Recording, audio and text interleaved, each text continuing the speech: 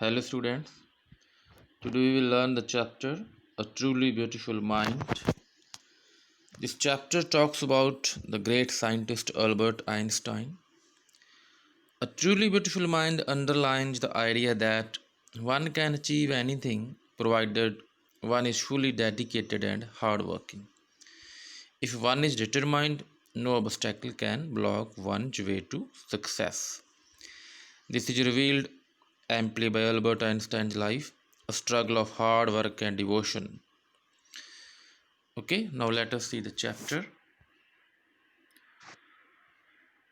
Albert Einstein was born on 14th March 1879 in the Germany city of Ulm without any indication that he was destined for greatness.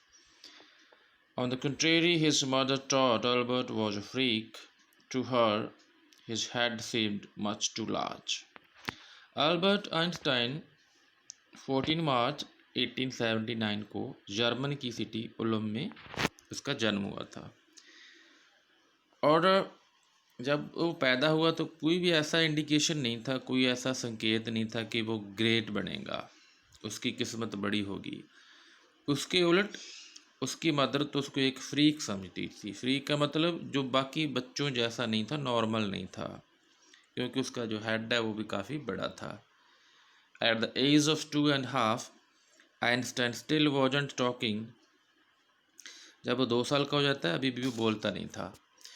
When he finally did learn to speak, he uttered everything twice. जब वो सीख जाता है बोलना फिर भी हर एक चीज़ को 2 बार बोलता है। Einstein did not know what to do with other children and his playmates called him brother boring. Einstein को ये भी नहीं पता था कि जो बाकी बच्चे हैं उनके साथ कैसे खेलना है, कैसे बिहेव करना है, इसलिए बाकी बच्चे तो उसको बोर करने वाला ही ब्रदर समझते थे, brother boring. So the youngest played by himself, इसलिए वो यंगेस्ट खुद अपने आप खेलता रहता था। यहाँ एक उसके बारे में बताया गया है, एक स्टोरी उसके बारे में ब्लू बॉक्स में, कि Otto Neugebauer the historian of ancient mathematics told a story about the boy Einstein.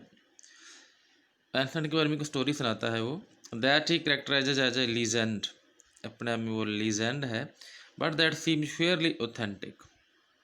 As he was a late talker his parents were worried. जैसे कि वो हमने पहले देखा है कि वो बाद में बोलना सीखा था उसने, और उसके पेरेंट्स काफ़ी वरीड थे कि ये तो बोलते नहीं है। At last at the supper table one night he broke his silence to say the soup is too hot. एक दिन वो रात को खाना खा रहे थे और एक उस दिन ये बोलता है कि भाई सूप तो बहुत गर्म है। Greater relieved his parents asked why he had never said a word before. उसके पेरेंट्स को राहत तो मिलती है कि शुक्र है हमारा बच्चा बोल पाया आज। उसको पूछते हैं कि पहले आपने कभी क्यों नहीं बोला। Albert replied because up to now everything was in order. कहता है कि अभी तक सब कुछ ठीक ठाक चल रहा था, मुझे ज़रूरत ही नहीं पड़ी बोलने की। Okay, so we left here played by himself much of the time, इसलिए उसको अकेले ही खेलना पड़ता था most of the time. He specially loved mechanical toys, जो मैकेनिकल टॉयज को ज़्यादा प्यार करता था वो। Looking at his new born sister Maja he is said to have said fine but where are her wheels. जब उसकी सिस्टर पैदा हुई, न्यू बॉर्न थी, तो उसको देखता भी बाकी तो सब ठीक है, बट इसके जो व्हील्स हैं, पहिए हैं, वो कहाँ हैं, क्योंकि he was interested in mechanical toys, क्योंकि वो मैकेनिकल टॉयज़ में इंटरेस्ट था उसको।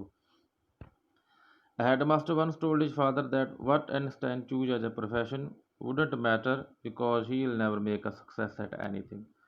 हेडमास्टर है जो उसके फादर को बता देता है कि आइंस्टाइन कोई भी प्रोफेशन चूज कर ले, वो किसी में कामयाब नहीं होगा। Einstein began learning to play the violin at the age of 6. जब जो 6 साल का था उसने वायलिन सीखना शुरू किया। एक वायलिन इज है ना musical instrument. Because your mother wanted him to, क्योंकि उसकी मदर चाहती थी कि वो सीखे। He later became a gifted amateur violinist maintaining the skill throughout his life. बाद में वो एक जो अपने एंजॉय के लिए ही हम जैसे कोई चीज़ सीख लेते हैं तो उसको एमेच्योर बोलते हैं।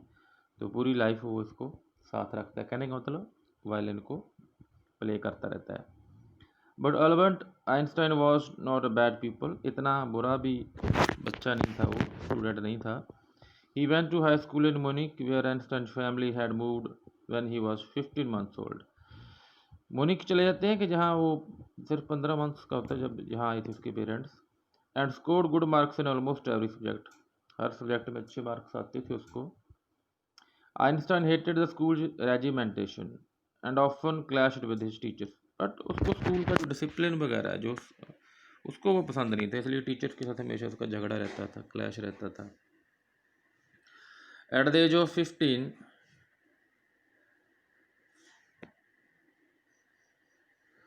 Einstein felt so stifled there that he left the school for good. यहाँ आके फिर उसका तो काफ़ी अब उसको रहना मुश्किल हो गया था, जहाँ स्टिफल्ड हो गया था, दम घुटता था उसको, इसलिए वो स्कूल छोड़ देता है कि अच्छे के लिए। The previous year Albert's parents had moved to Milan and left their son with relatives.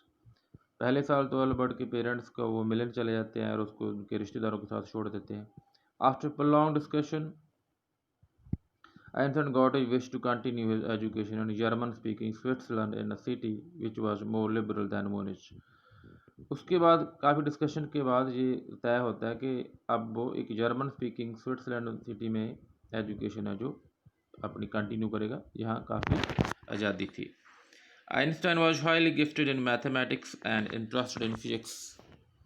Einstein को काफ़ी इंटरेस्ट था मैथमेटिक्स में, फिजिक्स में, वो गिफ्टेड था। And after finishing school, he decided to study at University in York. Schooling ख़त्म करने के बाद वो यूनिवर्सिटी में आंदा यॉर्क में। But science wasn't the only thing that appealed to the dashing young man with the walrus mustache. सिर्फ science ही नहीं थी यहाँ कि उसको अट्रैक्ट करने वाली थी इस वेलरस मूछों वाले आदमी को। He also felt a special interest in fellow student Maleva Merrick, whom he found to be a clever creature. यहाँ उसका एक और भी इंटरेस्ट था, उसकी साथी जो एक स्टूडेंट थी मेलेवा मैरिक, वो जो काफ़ी क्लेवर क्रीचर लगती थी।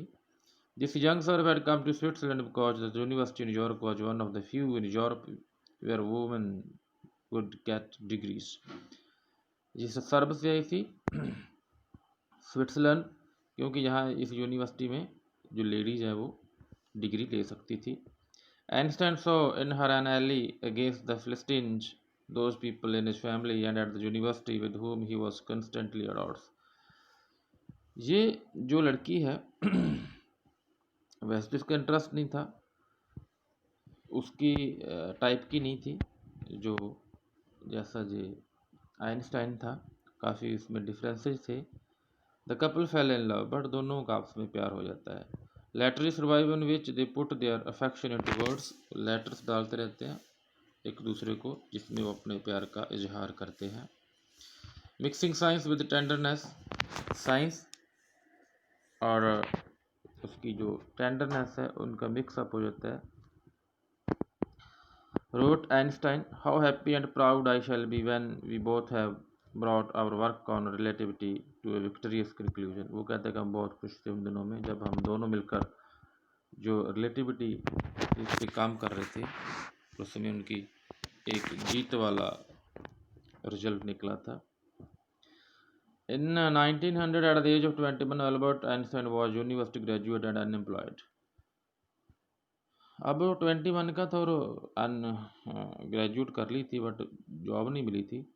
He worked as a teacher, teaching assistant, gave private lessons and finally secured a job in 1902 as a technical expert in the patent of Sinburn.